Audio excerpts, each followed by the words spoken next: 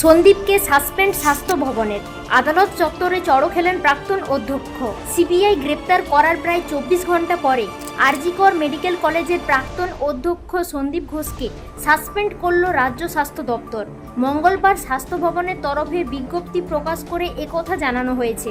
গত 16ই আগস্ট থেকে টানা 15 দিন জিজ্ঞাসাবাদের পরে সোমবার রাতে সিবিআই গ্রেপ্তার করেছিল সন্দীপকে। সন্দীপের সঙ্গে আরও 3 জনকে গ্রেপ্তার করা হয়েছিল।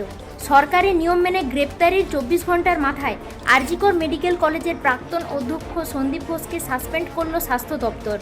একই কারণে রাজ্য মেডিকেল কাউন্সিলের এথিক্স কমিটি থেকেও সরিয়ে দেওয়া হলো সন্দীপকে। মঙ্গলবার স্বাস্থ্য ভবনের তরফে বিজ্ঞপ্তি প্রকাশ করে সন্দীপ ঘোষকে সাসপেন্ড করার ঘোষণা করা হয়েছে। সোমবার রাতে আরজিকর হাসপাতালে আর্থিক দুর্নীতির অভিযোগের ভিত্তিতে গ্রেপ্তার করা হয় সন্দীপ ঘোষ সহ 4 জনকে।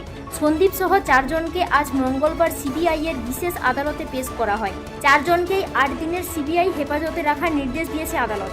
অন্যদিকে আজ আদালত থেকে সন্দীপকে বের করে নিয়ে যাওয়ার সময় তার মাথায় কেউ চড় মারেন। সন্দীপকে এদিন আদালত থেকে বার করার সময়েই আদালত চত্বরে শুরু হয় গোলমাল। চোর চোর স্লোগান দিয়ে একদল লোক সন্দীপের দিকে এগিয়ে যায়। হুড়োহুড়ি পড়ে যায় গোটা আদালত চত্বরে। সেই সময়েই কোনো একজন সন্দীপের মাথায় পিছন থেকে চড় মারেন বলে অভিযোগ। প্রসঙ্গত, আরজিকর মেডিকেল কলেজের অধ্যক্ষ থাকাকালীন একাধিক দুর্নীতি করা হয়েছে বলে অভিযোগ ওঠে। আরজিকরে মহিলা চিকিৎসকের মৃত্যুর ঘটনার পরেই আন্দোলনের চাপে পদত্যাগ করতে বাধ্য হন সন্দীপ।